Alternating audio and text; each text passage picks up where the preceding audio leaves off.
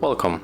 If you want to add event to calendar in your HUAWEI P40 Pro Plus, for the first we have to open our calendar, click allow, tap on the switcher, and the title, of course, we have to add the title, right? So in my case it will be hard reset, and you can set up here also other things. You can change the time zone, you can add the account, you can add description, and also you can add the reminder. If you set up everything, you have to click on the right upper corner, and right now, right here, we got our event. So thank you guys for watching. Leave thumbs ups, comments, and subscribe to our channel.